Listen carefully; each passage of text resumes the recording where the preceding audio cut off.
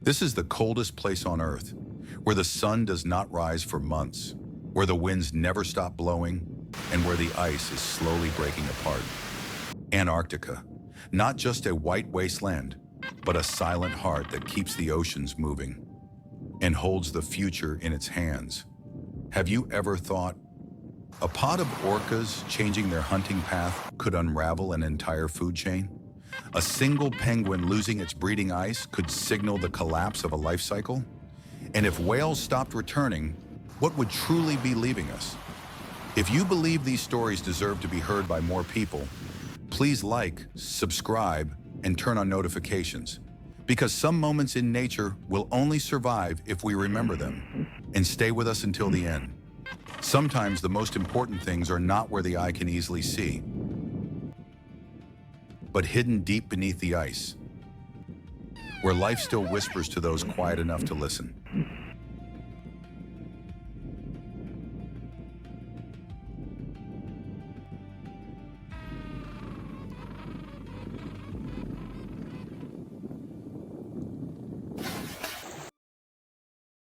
In the waters around Antarctica, life unfolds in silence, but it is not peace, it is waiting.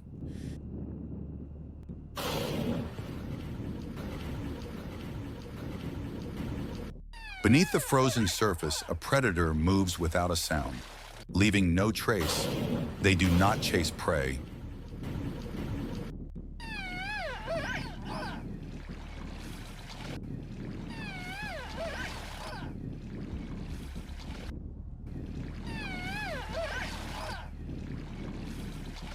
They only need to approach and calculate.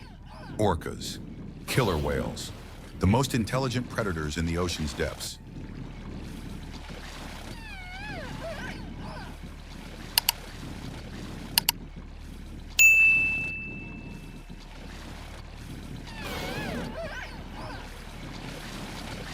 A seal lies on a small piece of ice.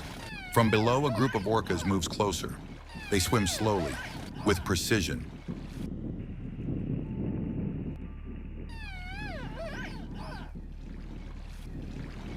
One splits off to the left, another holds position behind. Two more create waves. The ice tilts.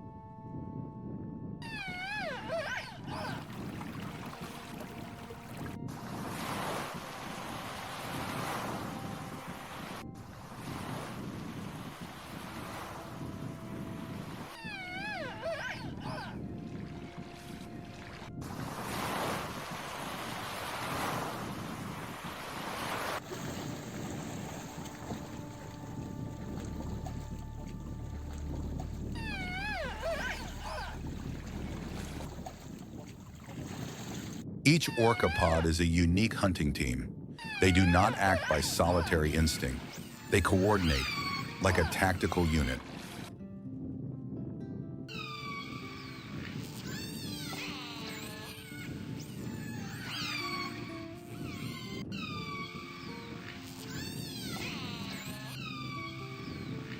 Some groups specialize in fish, others in seals. Some even ambush great white sharks.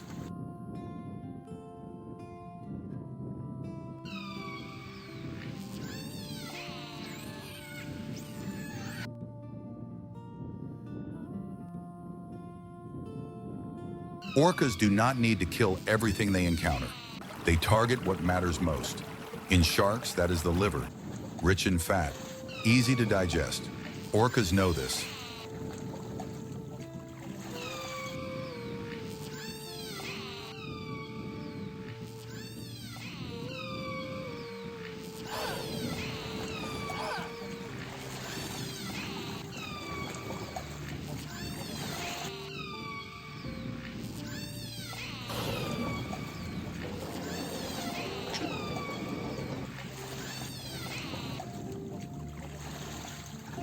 They strike once, bite precisely, and leave the rest behind.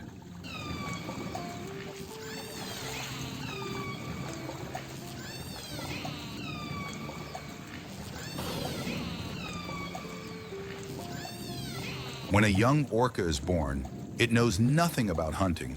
It learns by watching, observing its mother, following the pod. It sees how to create waves, how to encircle prey, how to wait for the perfect moment.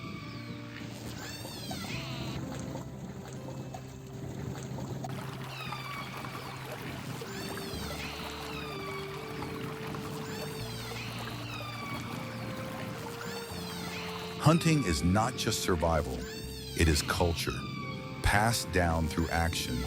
Orcas do not just travel to find food, they travel to learn. One pod might know skills, another does not.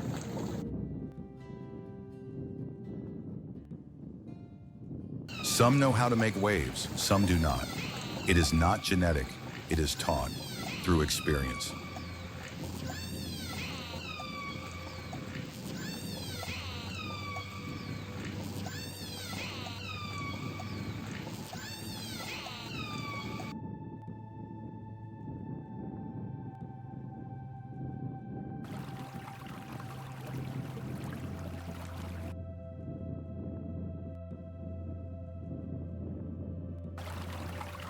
And when the environment changes, that culture must adapt. Antarctica is warming.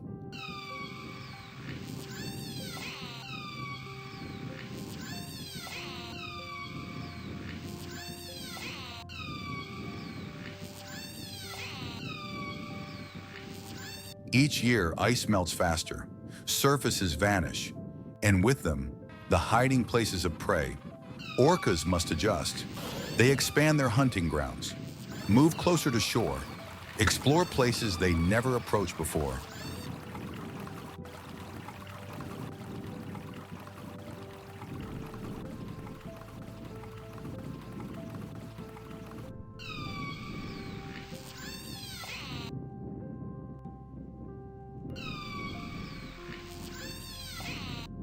Some pods begin hunting seabirds, some approach human fish farms, others switch to new prey altogether.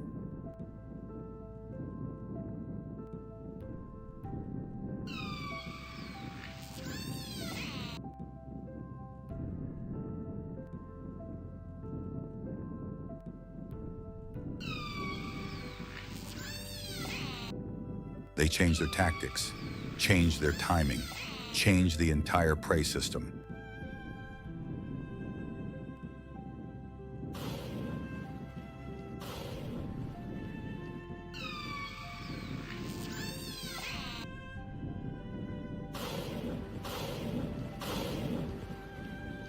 No marine predator adapts faster than the orca. They are not tied to a single hunting style. They are flexible, they assess.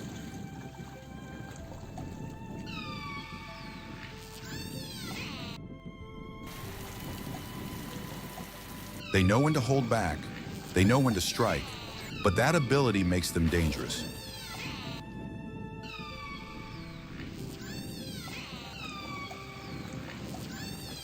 Because when orcas change, the entire food web can shift.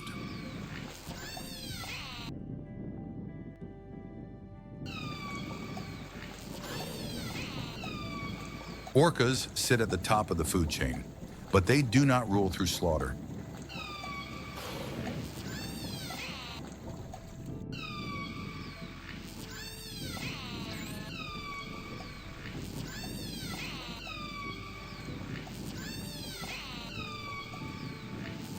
They maintain balance. By controlling shark populations, they protect small fish. Small fish feed plankton. Plankton regulate oxygen levels in the ocean. Seabirds, whales, seals, they all depend on this cycle.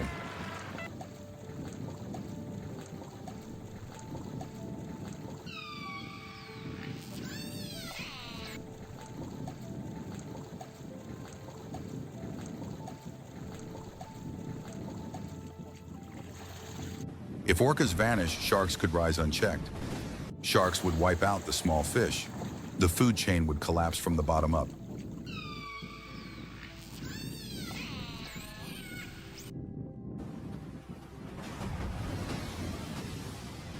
Marine ecosystems would spiral into chaos, and it is already happening, slowly.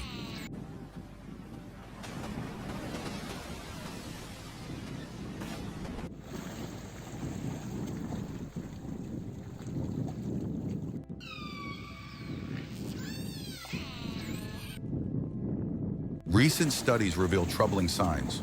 Orcas are straying from traditional breeding areas. Calves are born in warmer waters, where food is scarce. Survival rates are falling.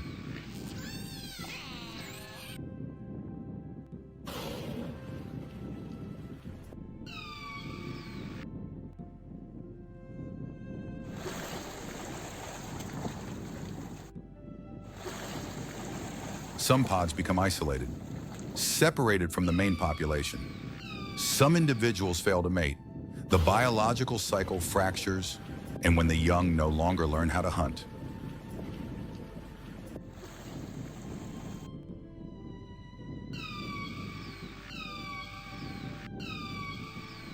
An entire culture could vanish. Orcas do not live just for themselves. They live for an entire network beneath the waves.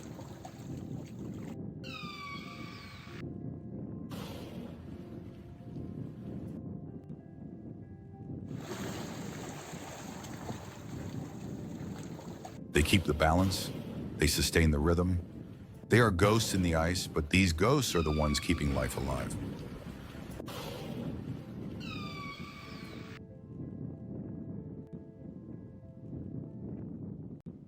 Winter in Antarctica is unlike anywhere else. Winds can howl at over 60 miles per hour.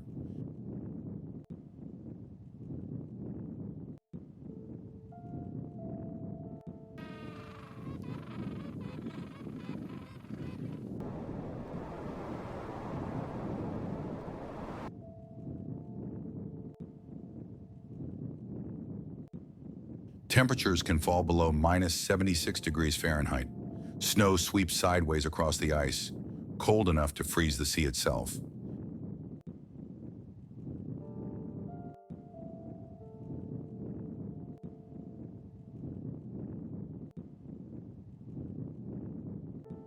And in that brutal winter, a journey begins.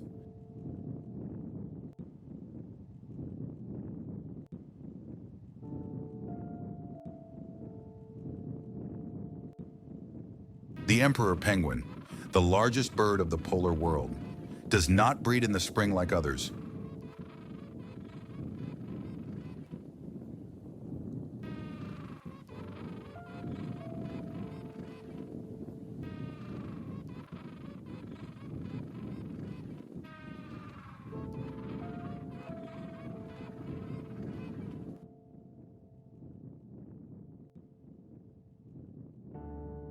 It chooses the harshest time of the year to give life.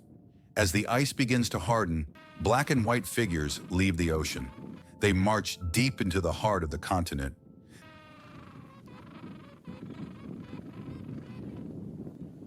They do not fly, they do not move fast. They only walk, step by step, for miles against the wind, across the frozen desert.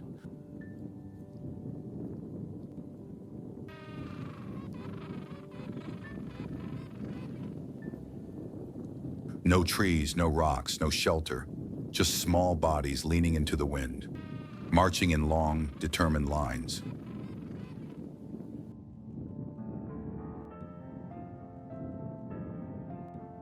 Every year, thousands of emperor penguins make this journey. Their goal is the stable ice.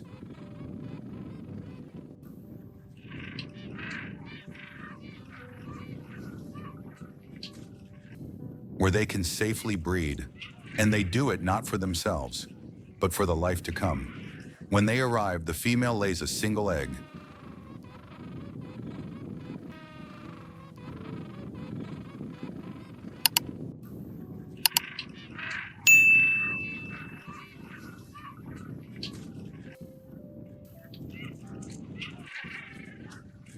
Then she leaves, returning to the ocean to feed.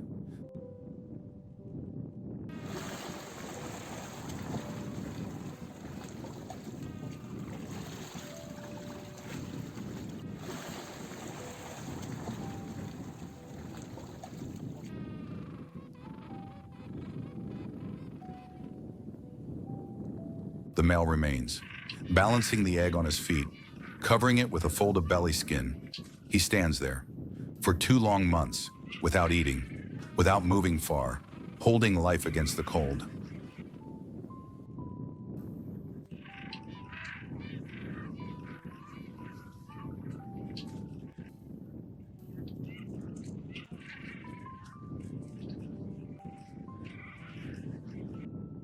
The wind roars around him. The ice clings to his feathers.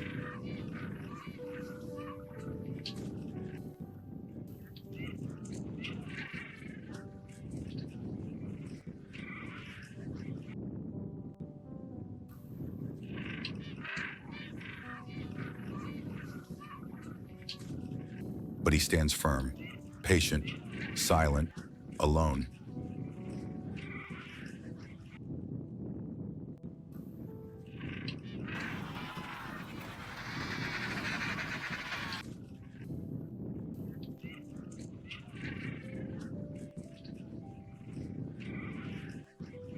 No one tells him to do this. No signal, no reward.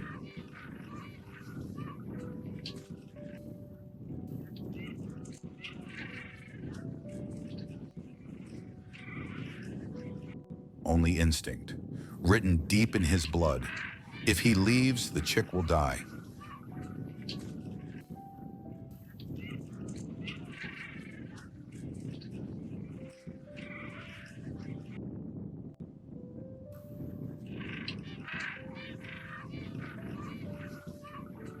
When the chick hatches, it emerges covered in thin down.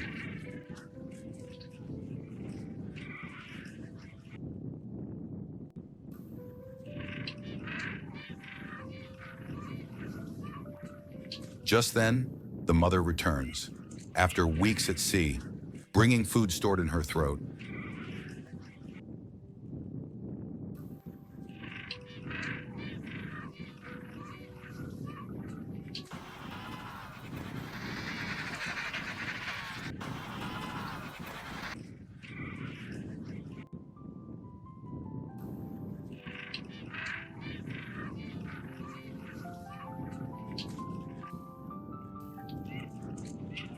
They switch roles.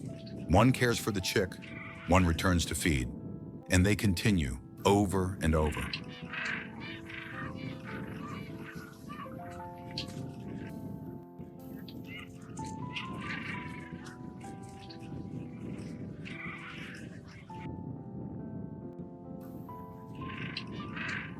The bond between the male and female penguin is not affection, it is survival.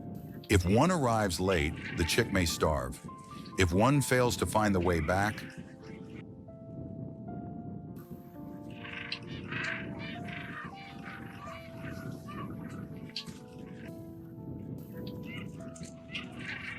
the family ends.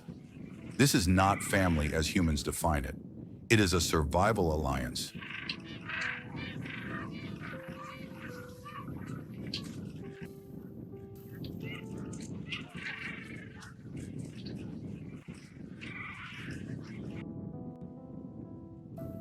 Emperor penguins do not live scattered. They huddle, press tightly together. They rotate places so that each bird has a chance to be in the center.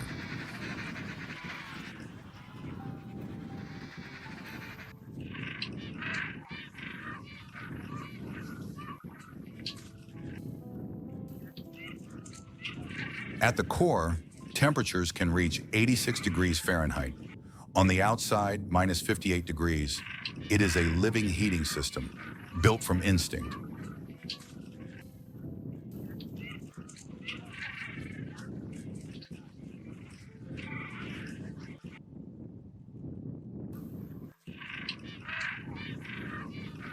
No penguin stays in the center forever. None are left on the edge too long. They move, shift places.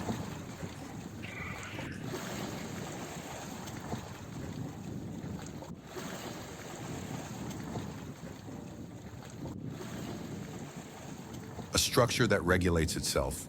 No leader, no command, only survival.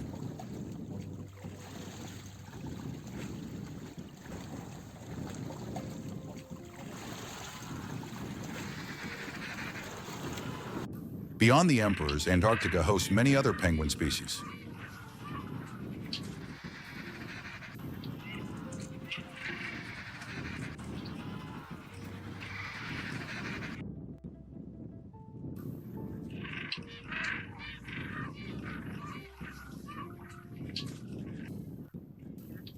Adelie penguins. Smaller, faster, they migrate earlier and build nests out of stones. Among hundreds, battles erupt over rocks, squawking.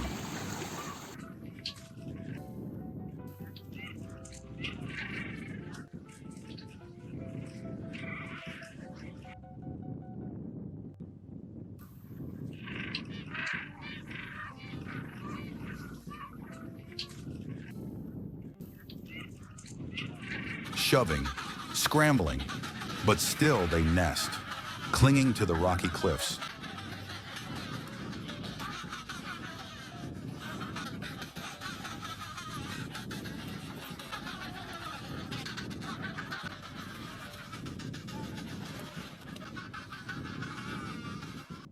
Gentoo penguins adapt by moving south to places where ice melts sooner.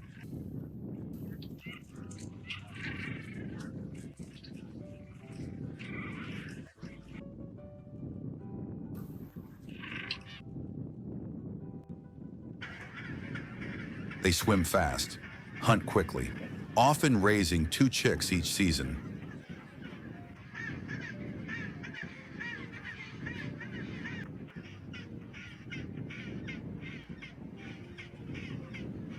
Chin-strap penguins, small, quick, and fierce. They fight openly for nesting ground. Every peck and wing slap a sharp warning.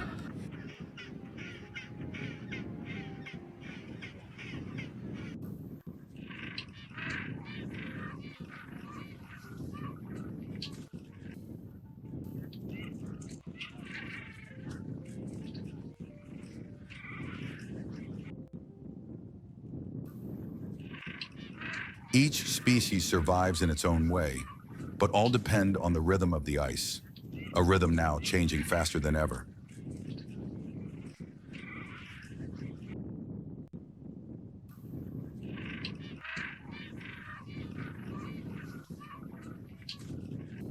Sea ice is no longer stable. Breeding grounds are shrinking.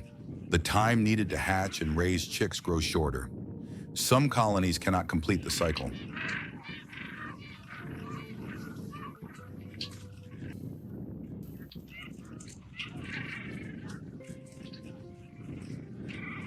Chicks are born just as the ice breaks apart. They slip, fall into freezing water, or fail to learn to swim in time.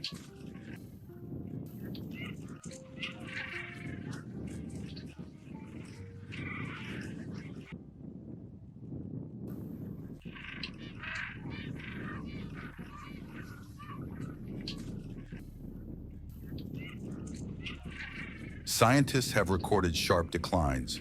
In many places, fewer and fewer chicks survive each year.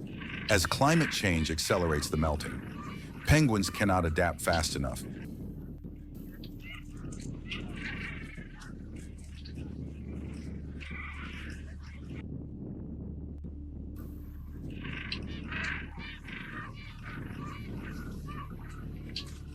Some colonies are forced to migrate farther. Some shift their breeding schedules. Others simply do not return at all. Without stable ice, the entire cycle collapses.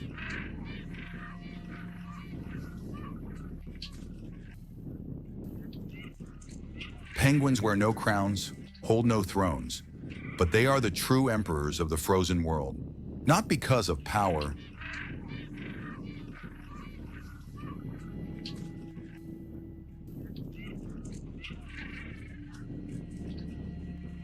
but because they choose to give life.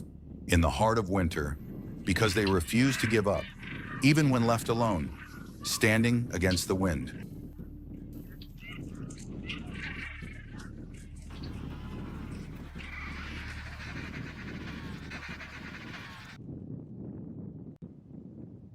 Amid the frozen wilderness of Antarctica, where everything slows beneath the weight of the cold, some survive by embracing the silence. No stalking, No growling.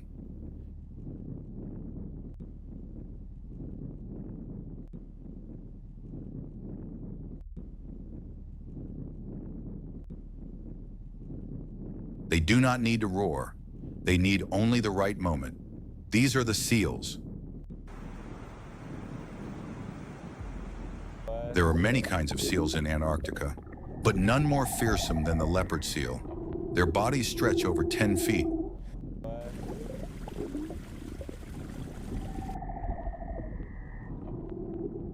Their teeth are sharp as knives. Their eyes, always watching from beneath the black water. They do not hunt with speed. They hunt with surprise.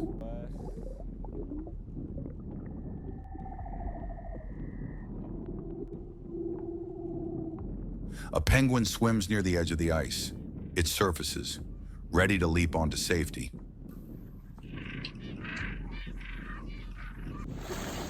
But from below, the leopard seal explodes upward like an arrow.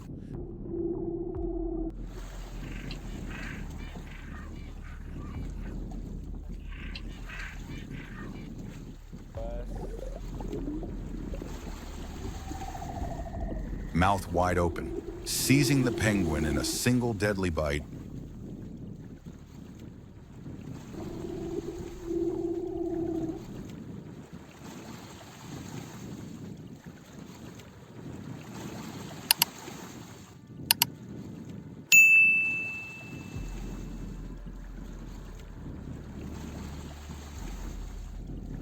No chase, no struggle, just one strike, one moment.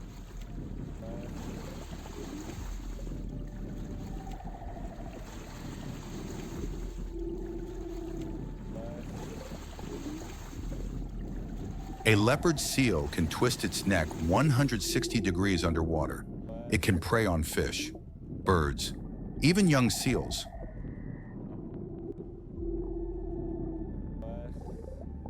It does not hunt in packs. It prefers solitude, and that makes it even more unpredictable.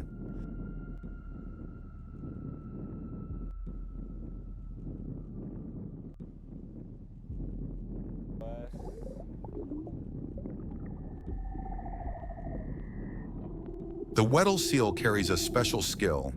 It knows how to maintain breathing holes in the ice as winter tightens its grip and the sea freezes solid.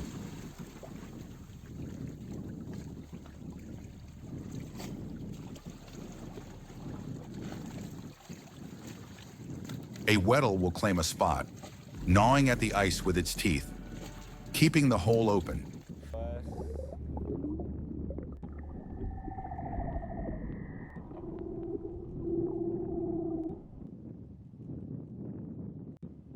They can dive deeper than 2,000 feet. There they hunt fish, squid, and sometimes even smaller animals.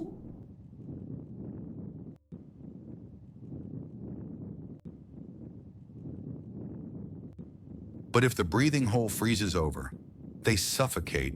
Every dive becomes a race against time, not against prey, but against their own breath.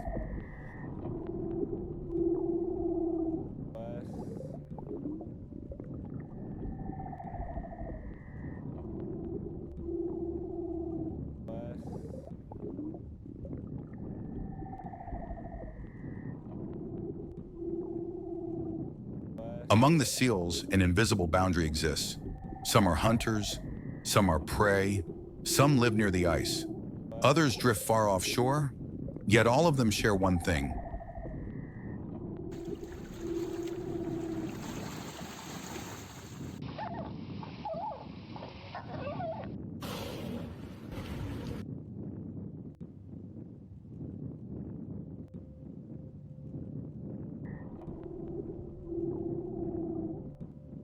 Beyond natural predators like orcas and sharks, seals now face a newer, quieter threat: sound.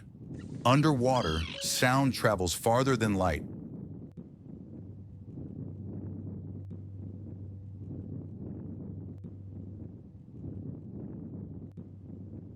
Today, the deep ocean is no longer silent.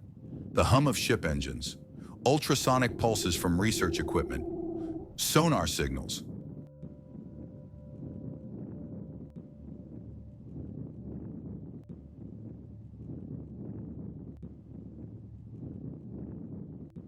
These noises do not kill seals outright, but they interfere with navigation, disrupt communication, scatter individuals from their groups.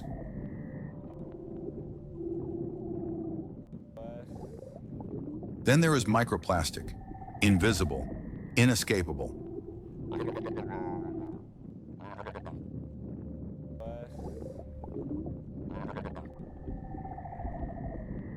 Seals do not see it, but they ingest it through every krill, through every fish.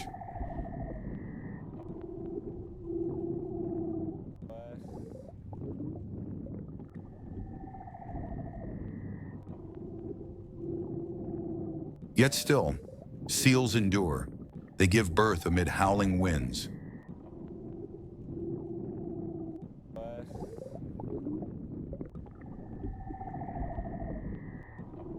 They dive into the black under-ice waters.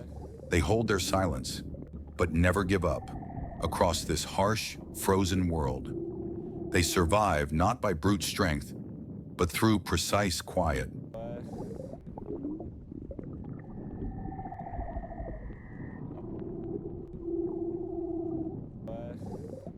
No one sees in the frozen ocean, where life clings as thinly as the first sheet of winter ice.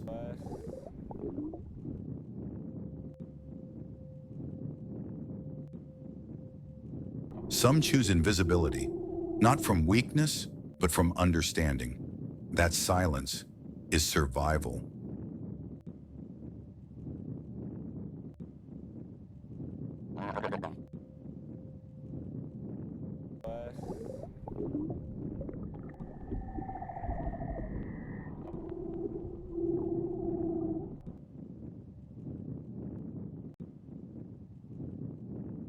In the natural world, no creature rivals the blue whale in size. An adult can stretch over 100 feet, weigh more than 370,000 pounds.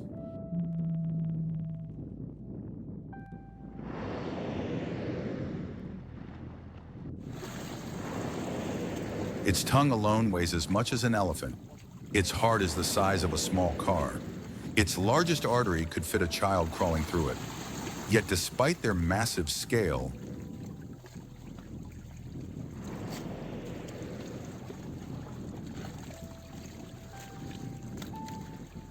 blue whales survive by feeding on some of the tiniest creatures on Earth, krill. Each day, a blue whale can consume over 4 million krill.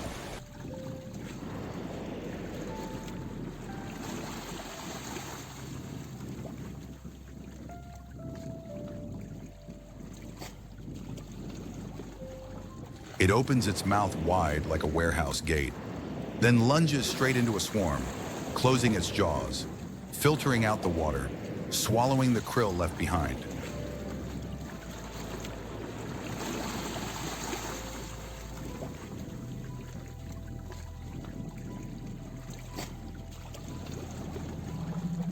No chase, no attack, just one well-timed lunge, over and over, hundreds of times a day.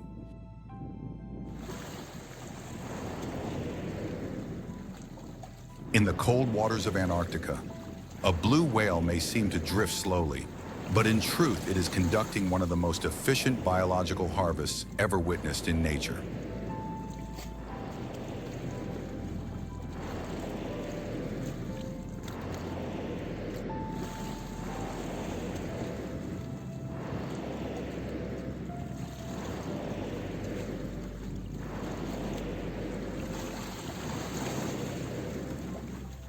But freedom to roam the oceans was not always theirs. Less than a century ago, humans drove blue whales to the brink of extinction.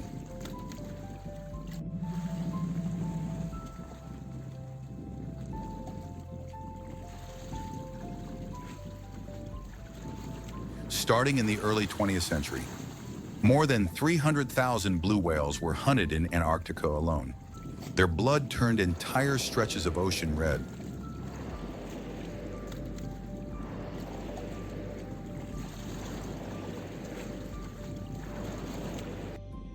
All for oil.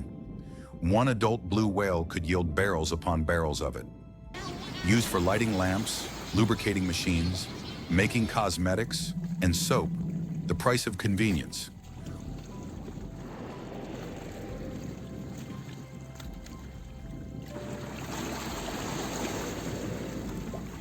Was the near eradication of the planet's largest animal. It was not until 1986 that commercial whaling was finally banned.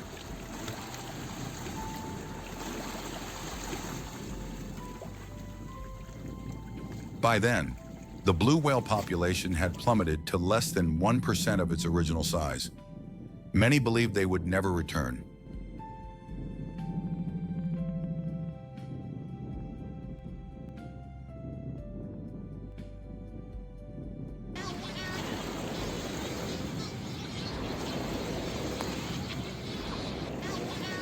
But they did. Since 2010, the first signs of hope appeared. Scientists began recording pods of blue whales returning to their ancestral feeding grounds, the same waters where their ancestors were once slaughtered.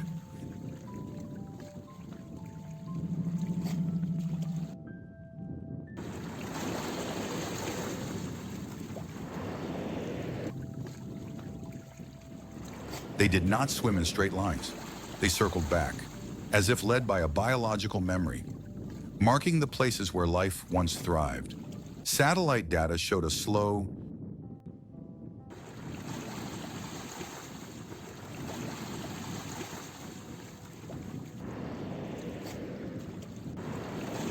steady rise in blue whale sightings around Antarctica each year.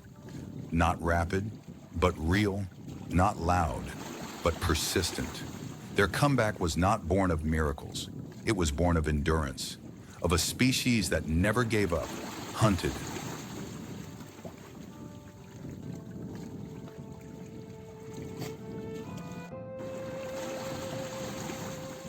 Hounded, hurt almost beyond recovery, yet still.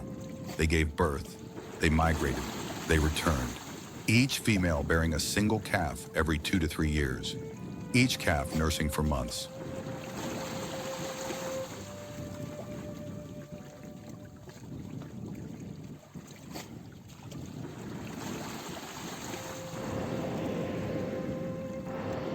If the mother failed to feed, the calf would die. Every successful birth was a victory of patience.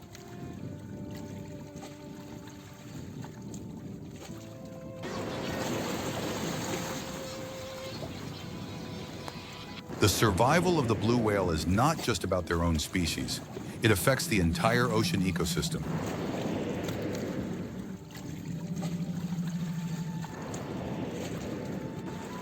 Each time a whale defecates, its waste spreads iron and nutrients across the sea, fueling plankton blooms, helping algae grow, allowing them to absorb massive amounts of carbon dioxide.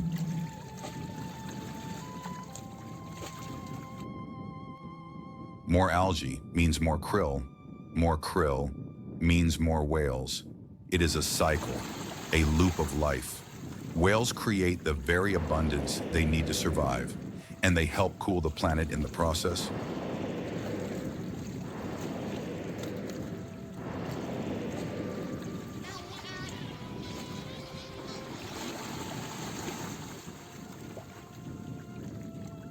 Without whales, this loop slows down.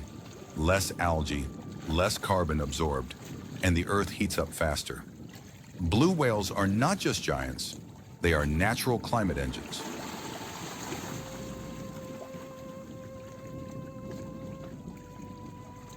One blue whale can have an impact greater than millions of human-built machines.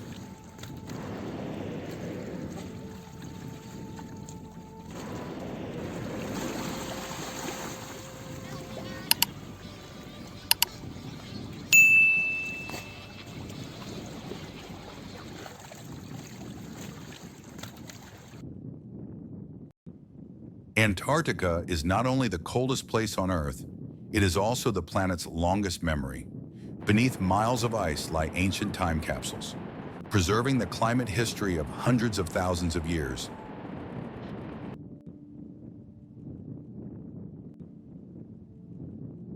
Each trapped bubble of air holds the traces of the past, when Earth warmed, when ice ages arrived, when carbon dioxide spiked beyond safe limits.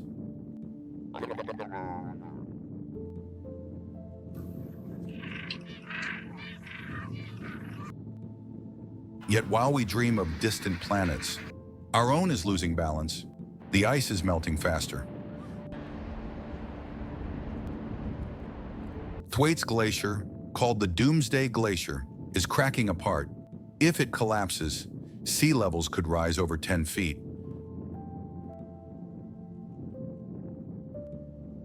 Not just Antarctica would sink, but cities like Miami, Jakarta, Hanoi, Amsterdam, and countless more.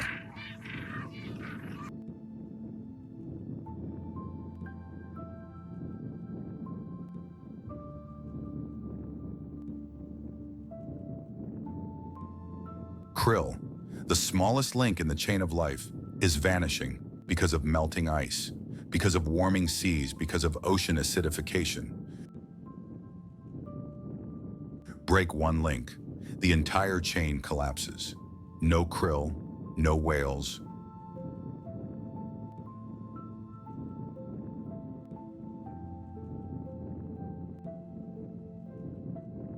No whale waste, no algae growth, no carbon dioxide absorption.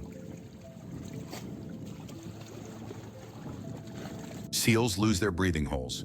Penguins lose their breeding grounds. Whales cannot find enough krill to survive.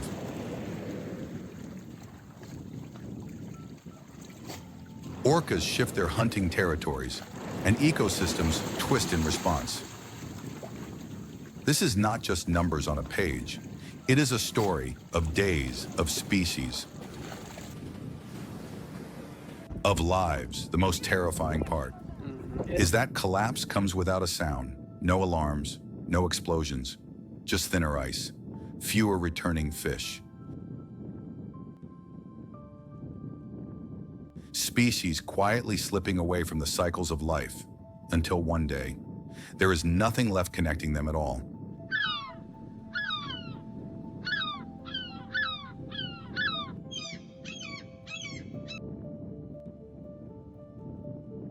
Some say Antarctica is too far away, but in truth, it touches every breeze we breathe, every current that shapes our weather, every food chain we rely on.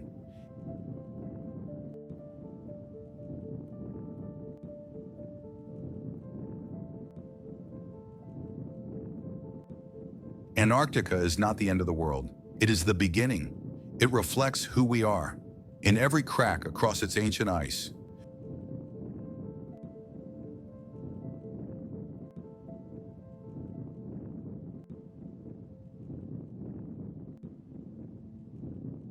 we cannot stop the ice from melting, but we can slow it down.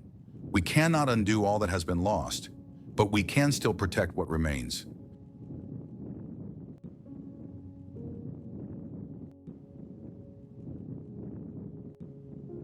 So we do not rewrite history with regret, not to save Antarctica, but to preserve what is still good, still worth saving within ourselves.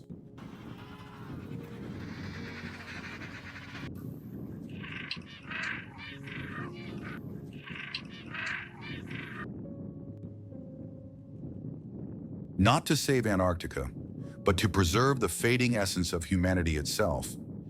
Yet to protect something vast, we often must begin with the smallest links, creatures that go unnoticed, without roars or wing beats. But if they vanish, everything above collapses. Tiny fish, faint movements beneath the ice, yet they keep the entire rhythm of life on course.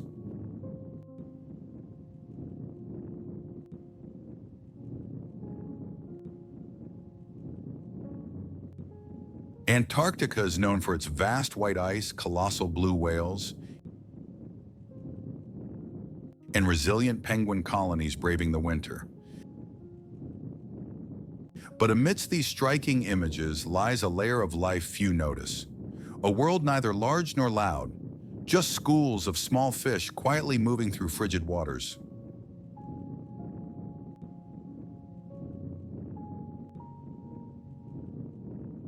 Unremarkable, Yet they connect every layer of life beneath the Antarctic ice.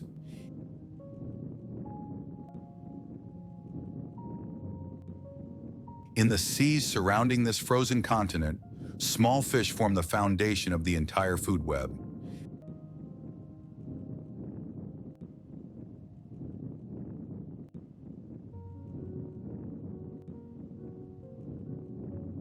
They don't soar like birds, they don't roar like predators. They simply swim, in groups, in schools. But they are the reason the ocean continues to function.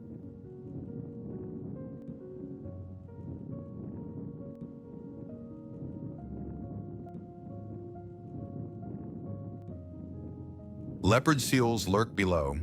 Orcas circle the edges, waiting to isolate the weak.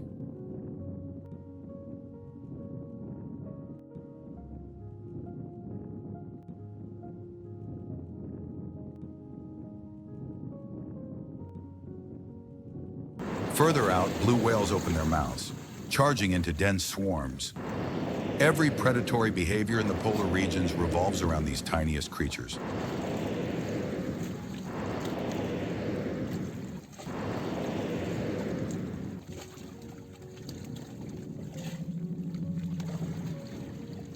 At Wild Expeditions, we believe nature does not need a voice to speak for it. It only needs to be heard. At the right moment, this story may be closing, but the echoes of the ice still call out. If this journey stirred something within you, please like the video, subscribe to the channel, and turn on notifications. Thank you for staying with us. Until the very last moment, we will meet again in the next journey, where nature still speaks and where we are still quiet enough to listen.